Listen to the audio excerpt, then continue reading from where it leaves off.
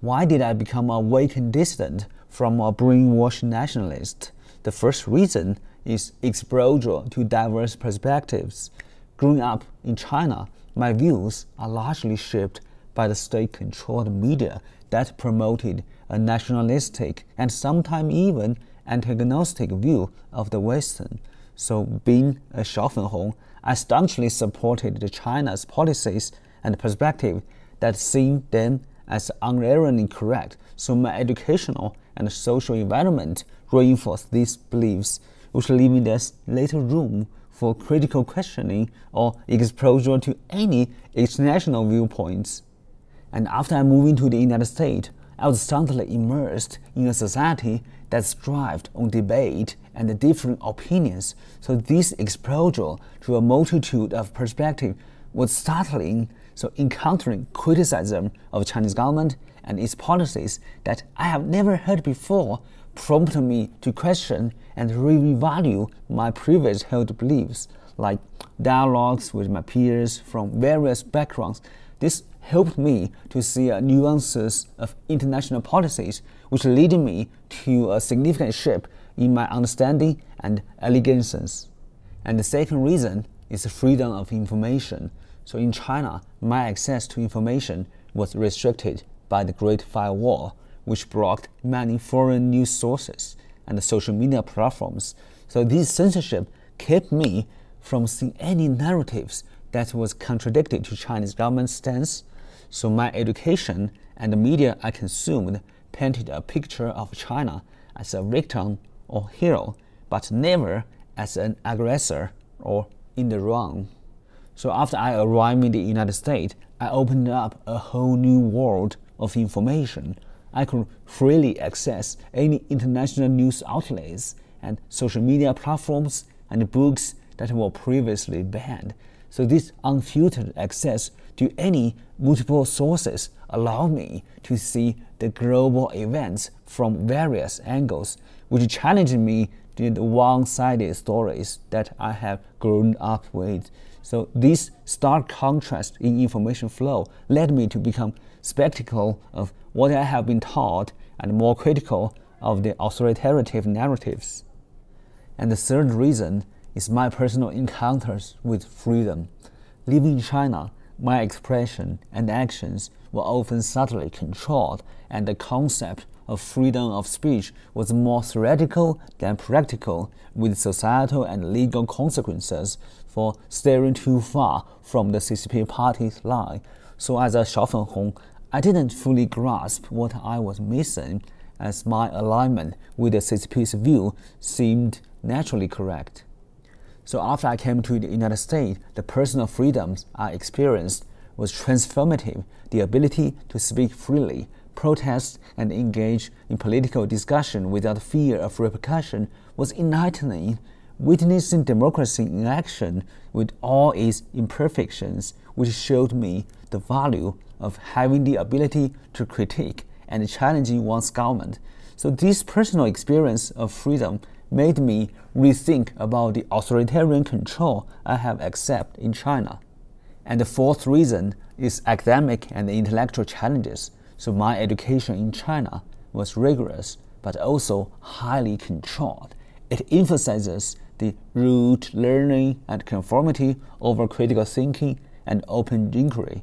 So this educational approach reinforced my identity as a Schaffenhong. So as questioning the party's line was discouraged and often penalized, so subtly ensuring the compliance and uniformity in thought. So upon pursuing further education in the United States, I was challenged to think critically and independently. So American university encouraged me to debate, research, and a questioning attitude, which starkly contrasts with my previous education. So engaging with professors and students who valued intellectual freedom and inquiry led me to critically analyze my beliefs and my motivations behind the information I have received in China. And the fifth reason is social integration and cultural exchange. So in China, my social circle was homogeneous, which consisted mostly with Han people who shared my nationalistic favor and uncritical support for the Chinese government. So this environment created an echo chamber that reinforced my Xiaofenhong identity without challenging. So living in the United States, I interacted with people from diverse cultural backgrounds who shared their experiences and their views about China and the world. This social integration was eye-opening, and my participation in cultural exchanges and formed friendship with these individuals from different backgrounds, which broadening my perspectives. It helped me to understand the impact of the cultural context or political views and encouraged me to adopt a more balanced and informed outlook on my own country, China, and its place in the world.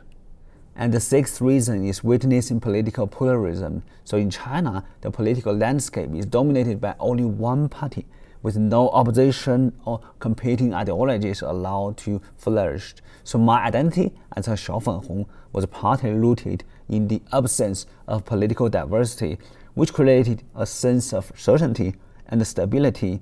So I believed in the CCP's unchanged power was a strength which ensuring unity and progress without any messiness of dissent.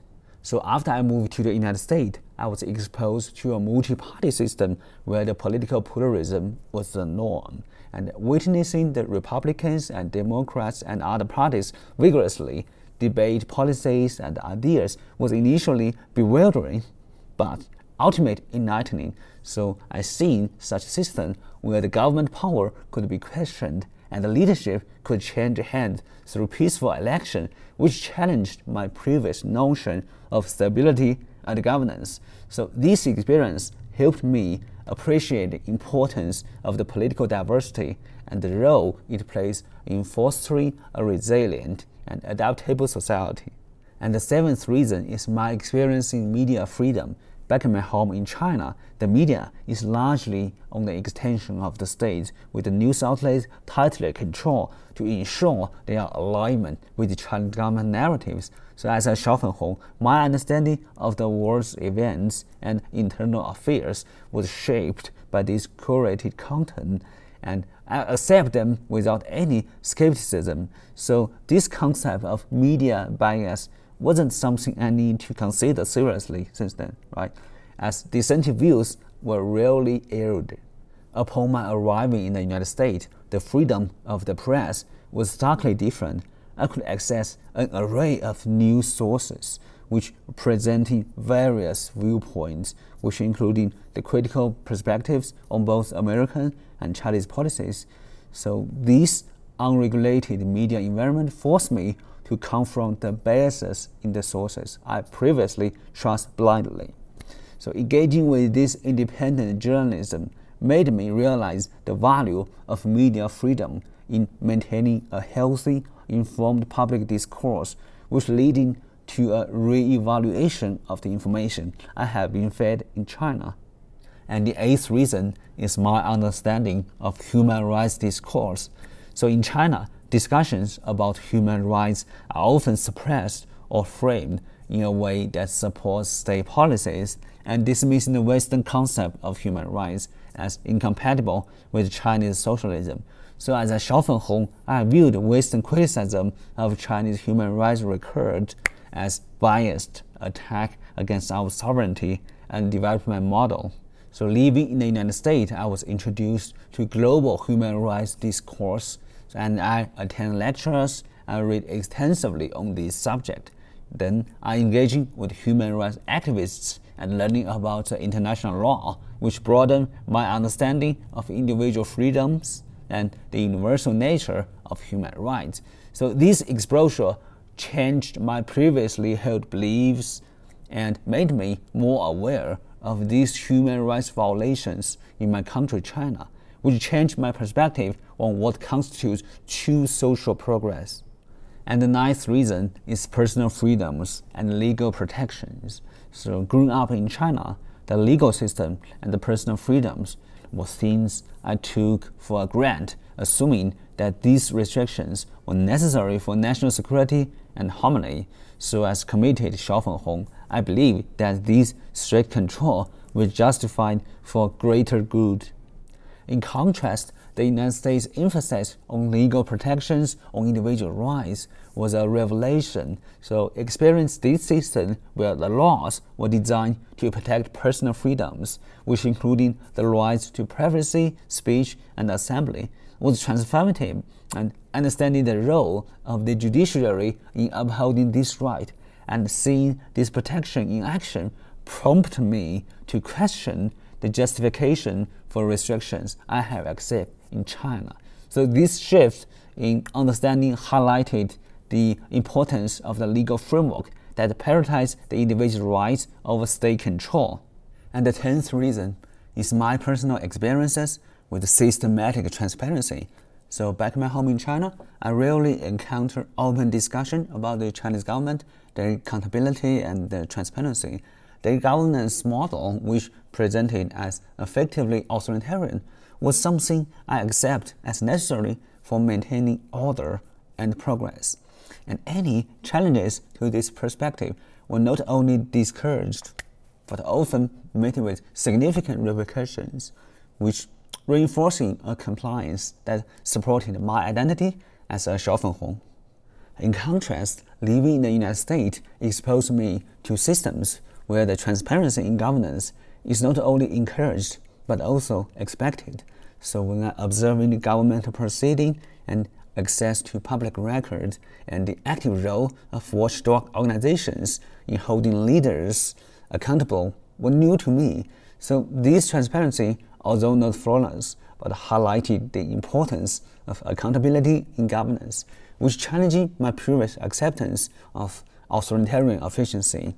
It led me to reconsider the value of open government and the role of the citizens in demanding accountability, which fostering a shift towards advocating for transparency and ethical government in my own view.